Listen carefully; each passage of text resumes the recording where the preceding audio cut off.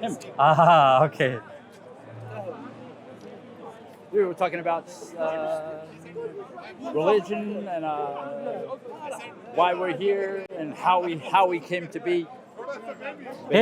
Before we even start, with the rings, sometimes people have their own preconceived notions that, oh, he must be a biker, he must be this, he I might am a be that. biker, actually. You are, yeah? Okay. Give me the rationale behind it, and The rationale, no, aesthetics. you just love the design, yeah? Aesthetics, yes. And And love the weight Yeah? on my fingers, yeah. wicked. And the bike, you've got one of those. Yeah, one of those. Nice. Harley. Because I didn't want to, sometimes you bring up a certain stereotype and the person gets Yeah, upset. of He's like, course. I'm a teacher, actually. You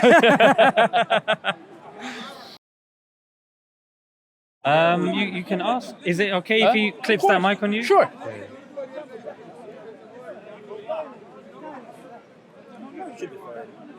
So my name's Zishan. I'm Rui.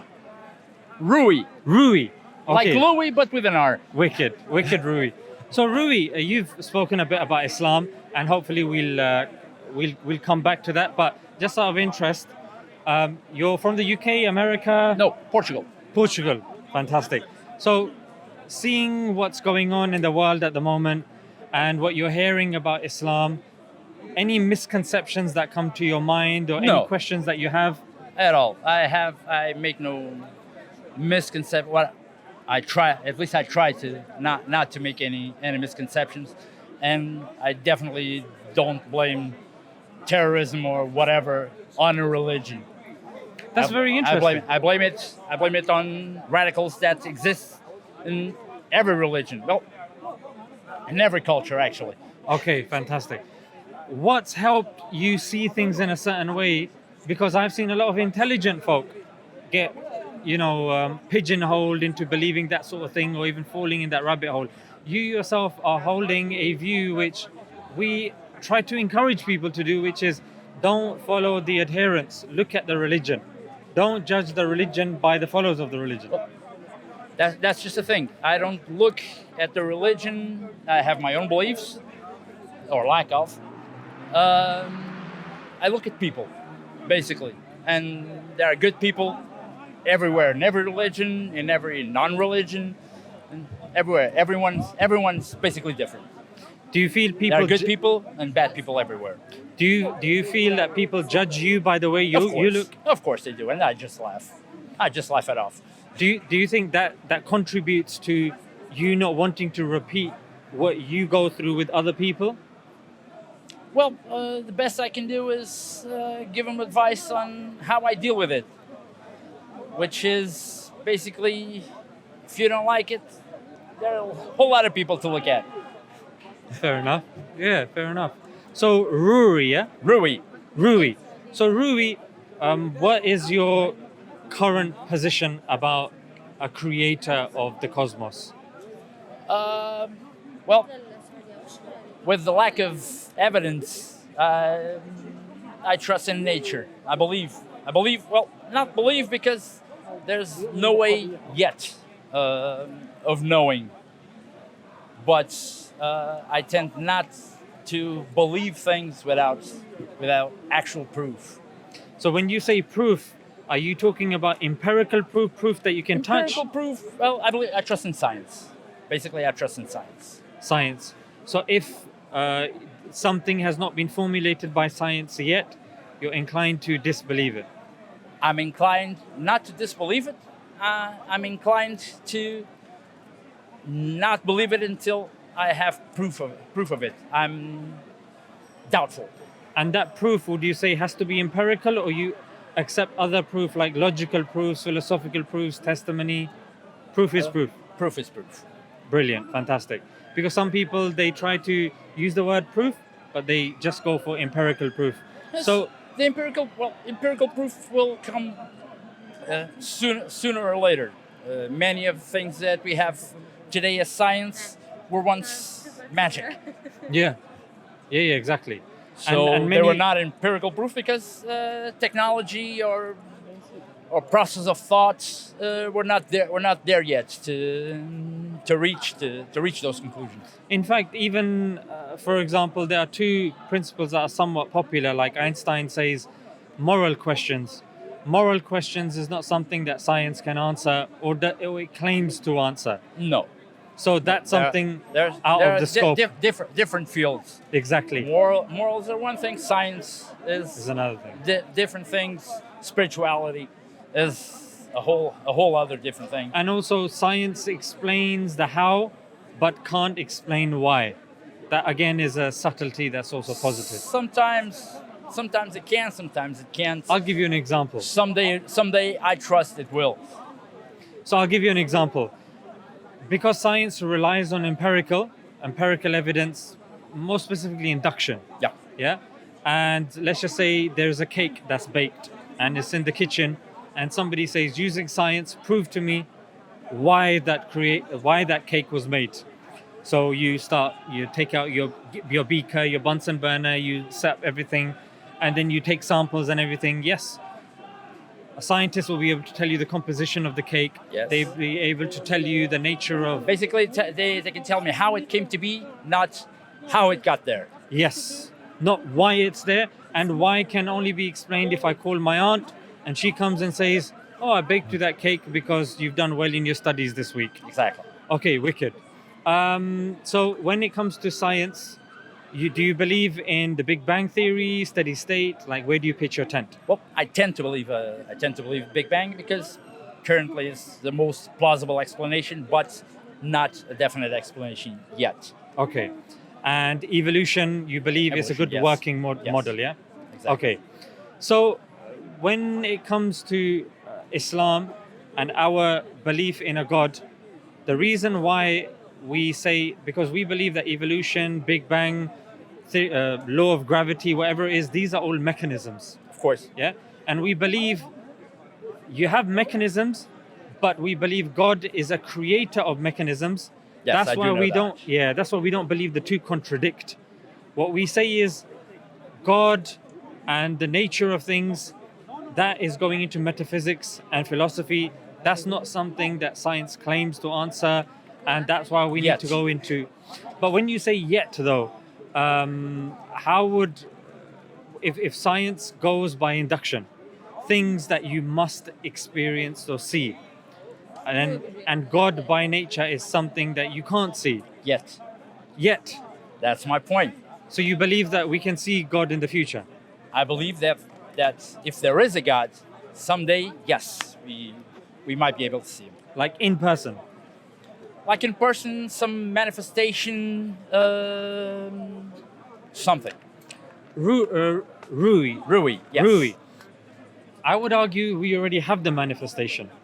And the manifestation that I would argue, using objective criteria, is design.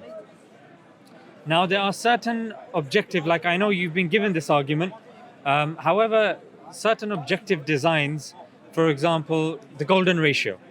Yeah, the golden ratio, symmetry, are objective ways that we can see beauty and design. I would argue that same design also has flaws, and a perfect God would not create those flaws. Unpack that for me. Well, disease, for instance. No, let's stick with the golden ratio for the now. golden the Because golden that's ratio. objective. Objective, the golden ratio. Okay, so the golden ratio doesn't allow for some people in certain parts of the globe to be as comfortable as other people on the other side of the globe. It also gives you storms, devastating earthquakes, and the such, which, in my view, a perfect loving God who would create those wouldn't include that in the golden ratio. Okay, this We is got solar flares that affect people, animals. You had, which I do believe, the meteorite that came to be and wiped the dinosaurs and a whole lot of other species. and that was just one of the mass extinctions that will someday happen again and wipe us all out. That's, for me, it's more of a silver ratio, not a golden ratio. Right. So there's a few things that you brought in here. I think you brought in the problem of evil here as well.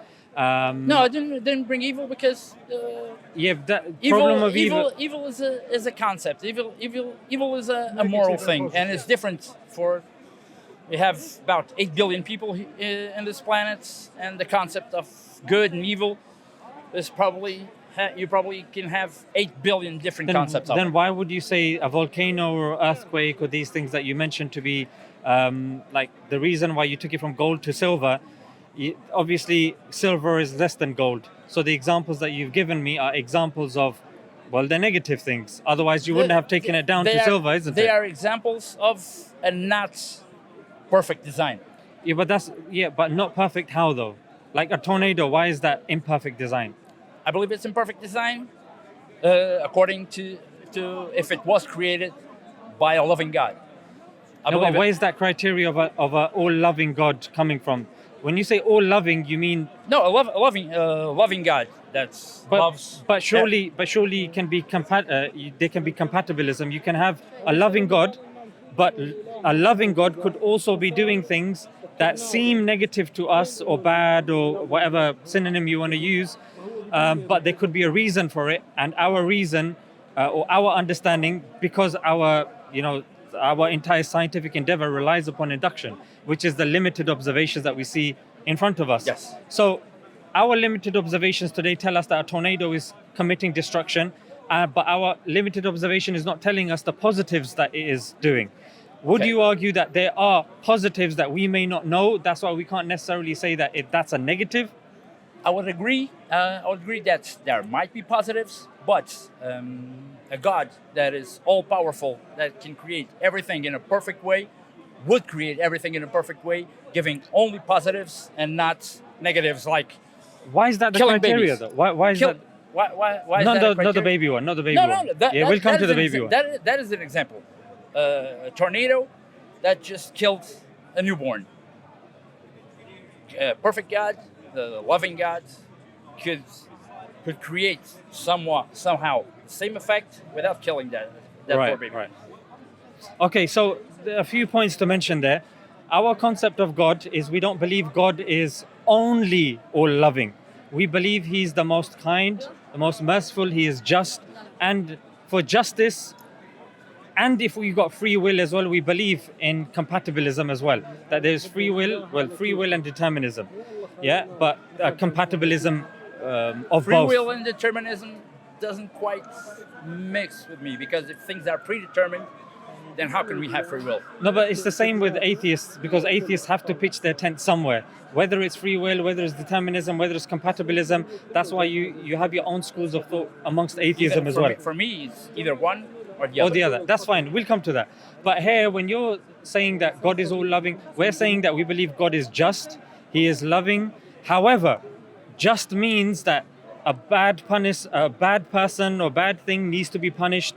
There has to be good, there has to be bad, and we believe this world to be a test. And couple that with free will, there is choice, there is consequences, and we don't believe this world has been made to be perfect. This is an assumption that we don't accept. We believe paradise is perfect, and when you go there you can look at the creation and stuff like that, and there you won't be able to find any flaws. However, in this world, this assumption that because it's a perfect God, therefore there needs to be a perfect creation, we don't necessarily accept that assumption. What we say is this world has been created deliberately as a test. Therefore, there are deliberate flaws that have been put in. For example, poverty, killing, murder. These are negative things that have been put in to see how we will do away with these things. And that is one of our tests in this world. Then, with that, I would argue, if God knows everything, sees everything, He already knows whether you're going to pass or fail that test. So I don't see a reason why create a world just for the test instead of just creating the paradise world. No, but this is in the wisdom of God. Why he created us is only something that he can really answer. Exactly. And he does. Yeah, he Exactly. says he's created us to get to know him, to worship him, to love him. And That's another yeah. thing. That sounds more like narcissistic God creating people to worship me. But this is based upon your understanding at the Yes, moment, of course. isn't it? Of course. That, remember you said even when it comes to scientific principles, this is our understanding right now. So that is your current understanding of God, or is a narcissistic God? No, it's not my current understanding of God. My current understanding is because of all this, I So, don't see based on induction. there being a God, Right, or at least not the concept of an all-loving God. Because I did play Sims when I was a kid, and I do remember how fun it was to leave him on a pool and Yeah. let him drown. So I'm more inclined to believe that there are that if there is a God, he would be an imperfect God with emotions. Someone like the Roman gods or the Greek gods. But why, if God is perfect, he must create perfect creation? What's the link? Why is there a link? Why do we have to accept that link? Because I'm not saying that if he's perfect, he needs to create perfection. What I'm saying is, if he's loving, he would not need to create suffering. But then how is that compatible with free will then? Because How is isn't determinism compatible with free will? Well, that's the question of morality then, isn't it? That's what we'll have to go into, and that's something even That's the one thing that we cannot know for sure. We can have faith, we can believe, Yes, yeah. but we cannot know. So we don't know the mechanisms behind the compatibilism between determinism and free Exactly. will. Like an analogy, it's very difficult for people to give analogies of those things. And because we don't know, I cannot choose one answer or the other. No, but what I'm saying is that doesn't that's something that somebody that believes in God, doesn't believe in God, both have to contend with. That doesn't negate the existence of God. No, but that doesn't prove it either. It doesn't. But, Exactly. But why, that's exactly my point. Yeah, but my point is slightly different. My point is that if we have free will, and those free will have consequences, like a human being that has free will, if you Obviously. cross the road with your eyes closed, you're going to get hurt. Yeah, if you might get hurt. Well, most likely. If you are in an area in which you've been warned that, you know what, this tornado's come, and you've been sitting that day with headphones in, then you can't blame God for that. That's why I'm saying. But if you are in an area where you don't know a tornado is going to come, that's not got nothing to do with free will, and that's everything to do with God's creation that just came in and killed me without warning. But here's the difference between our theologies now. Whereas you believe that when you die, that's it, everything ends. We believe that I don't believe. I just don't know. You don't know. That's the issue.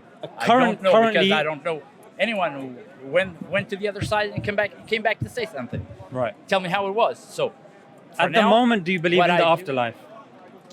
At the moment, I don't believe or don't believe. I just don't know. You're agnostic about it. I don't know. Okay.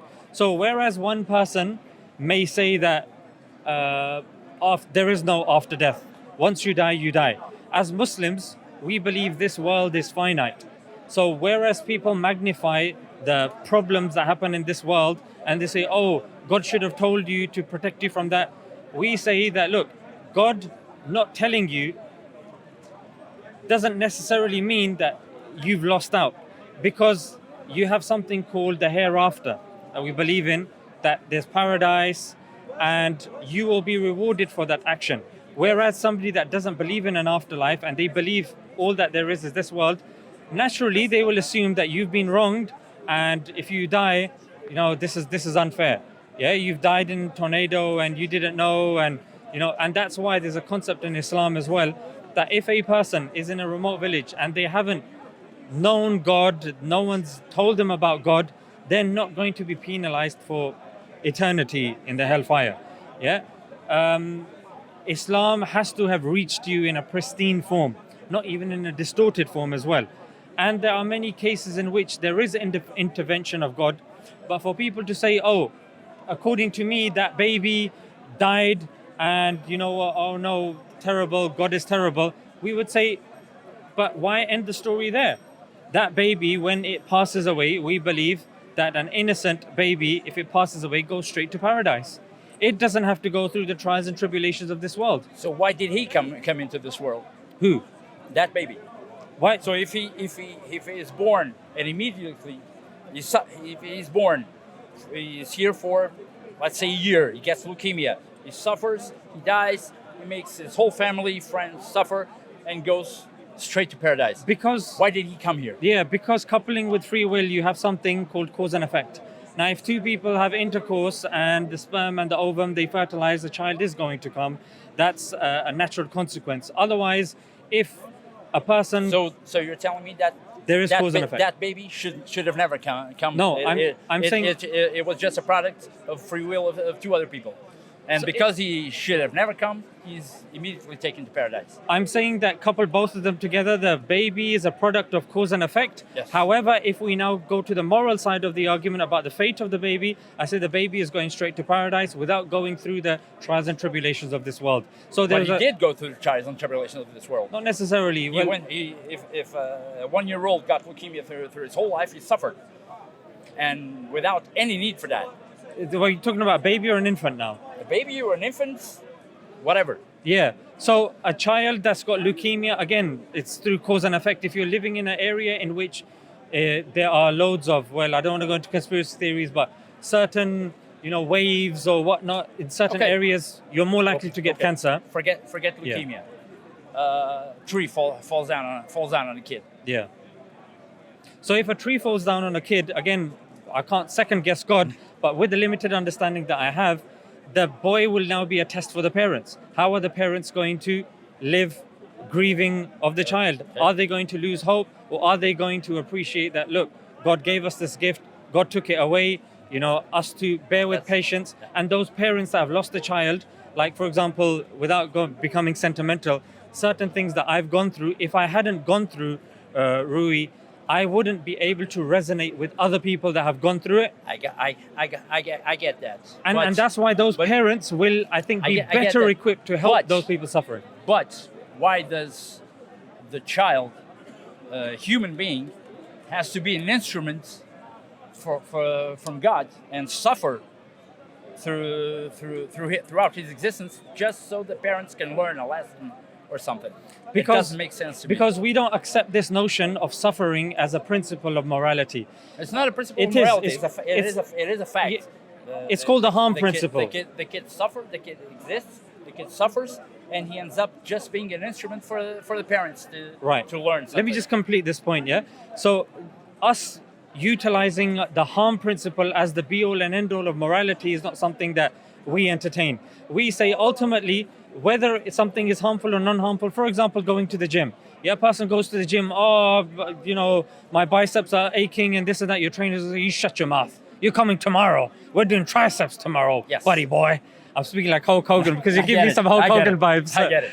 So in that sort of sense that when you go to the harm principle, then a person is juggling like, it's never hit a woman. You can never hit a woman. But then that match that took place in the Olympics where one person is considered a man because of the chromosomes, another was considered a woman. And again, like if a woman's transitioned into a man, can you now beat her up in a boxing ring if there's a referee there and you get... Do you see? So we don't say that the harm principle that can be manipulated by circumstance or by people is the criteria and the be-all and end-all. I know in certain philosophical and theological discussions they do bring the harm principle, but what we say is that theology and what God says and what God has revealed, which again we can go into the evidences about scripture and the likes, we say that is a better criteria than the harm principle, which can be manipulated and changed by people and their thinking as well.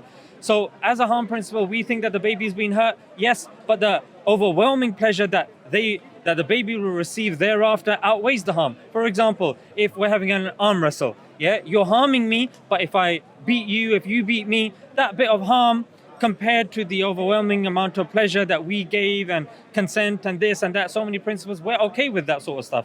But here, the only thing is that because of our limited understanding, that baby seems like he's suffering, or that person, they're suffering, and because somebody may believe that the world ends there and there, then that's it. We believe that they've been wronged. However, when they see the pleasures of the hereafter and they realize that that person's going to get multiple manifold reward and pleasure and what they want thereafter, then you're saying, okay, on balance and probability of everything, it's fair enough. Like, it makes sense. Still, I don't see why,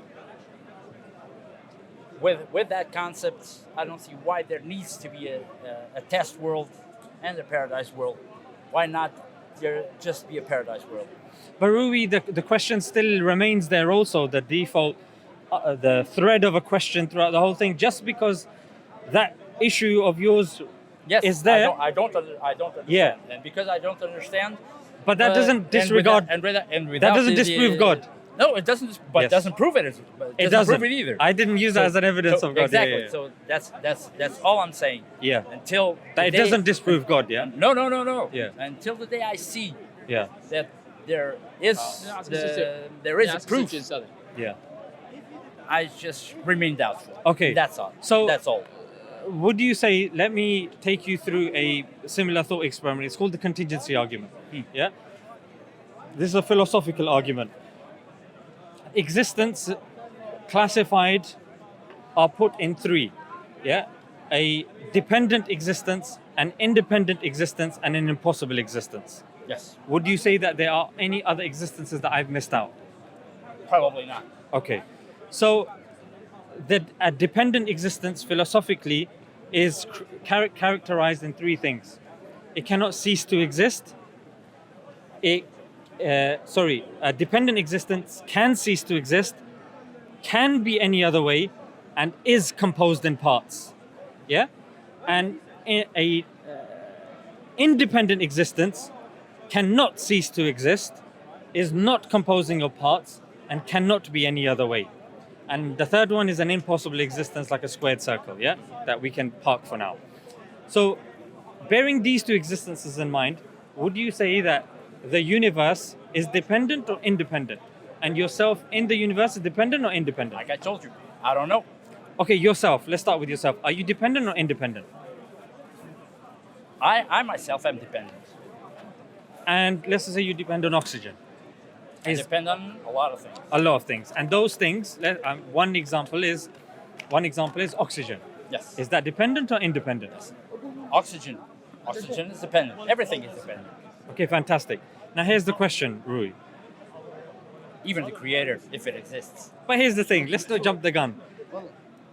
So you depend on that thing, that depends on that thing, that depends on that thing. Exactly. And if you go on ad infinitum, that doesn't necessarily make sense because infinity doesn't exist in the real world as we know it. Yeah? Now here's the question. You have a starter point. Yes. That's your case. No, my case is that you cannot have an infinite regress of dependent things. For us to exist in this world, there has to be an end to that chain and necessary existence. Exactly. Do you accept that there is an end to that chain? Yes. Called a necessary existence? Okay.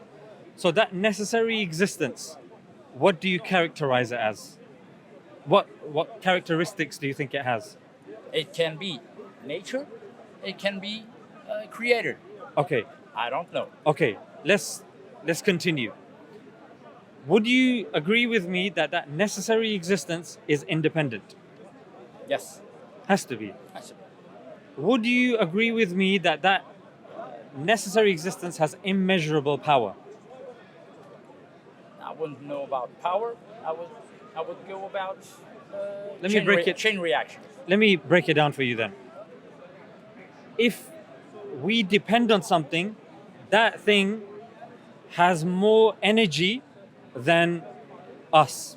So the thing that you depend upon has more energy. Things can go on chain reactions. This is actually a scientific and a philosophical principle. Allow me to give you a few examples. For example, a human being, plants, animals. No matter how big the tree is, no matter how big the elephant or the hippopotamus is, it relies upon the sun.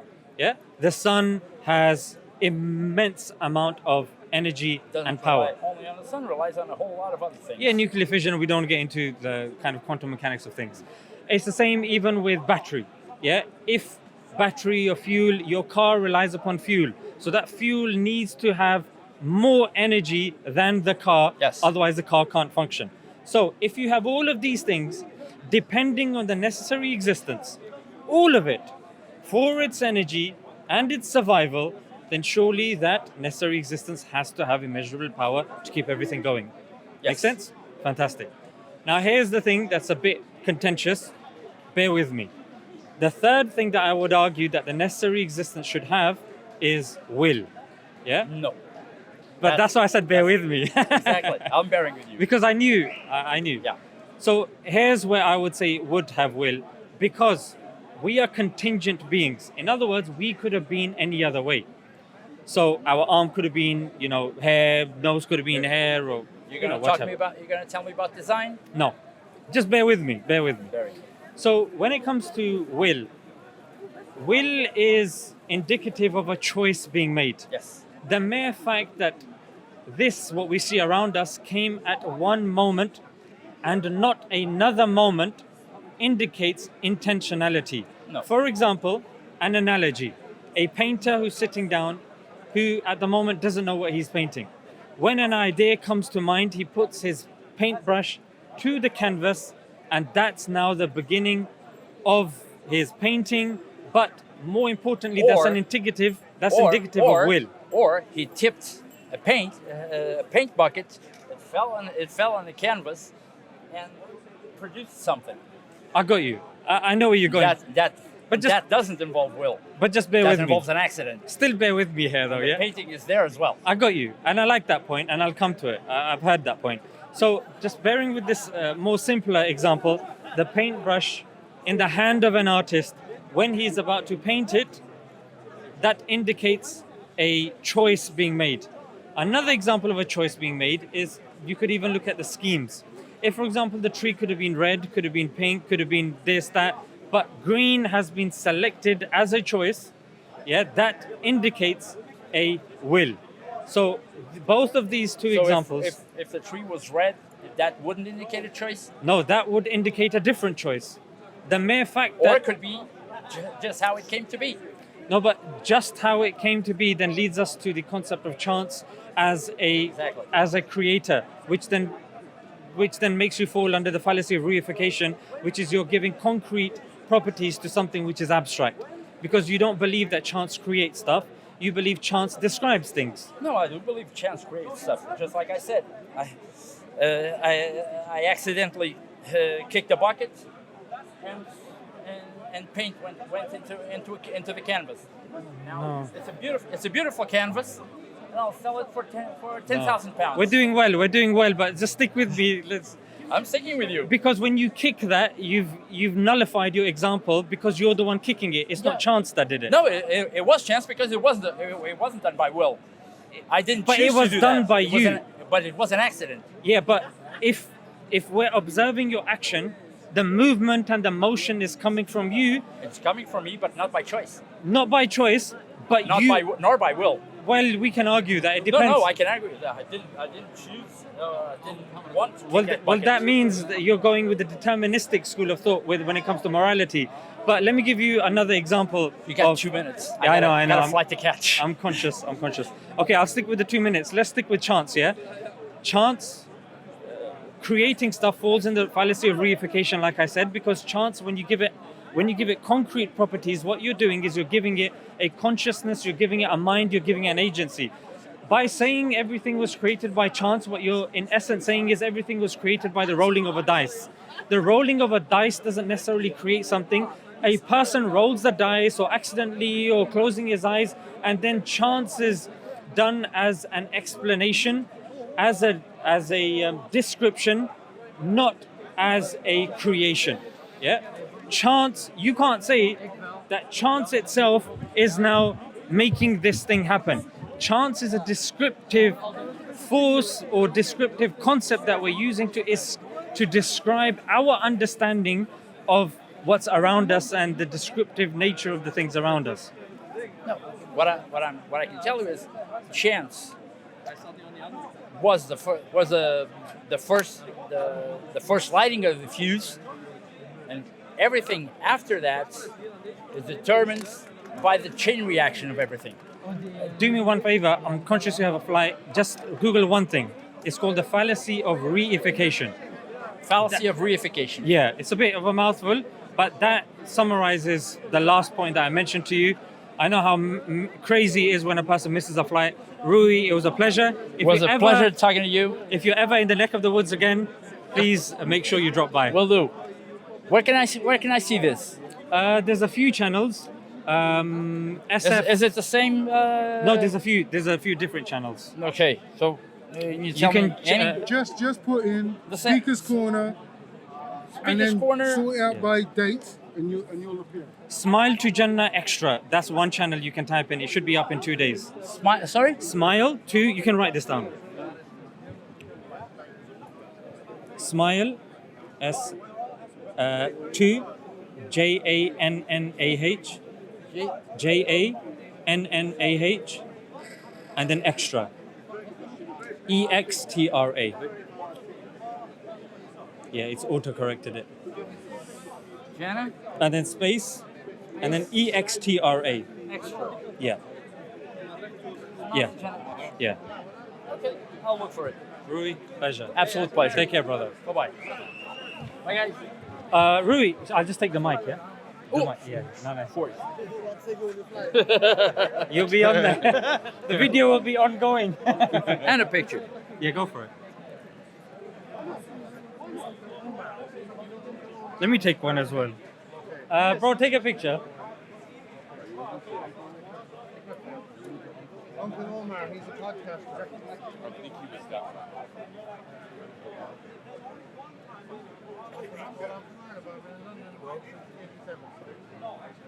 Pleasure, Rui. Take Pleasure. care, brother. You too.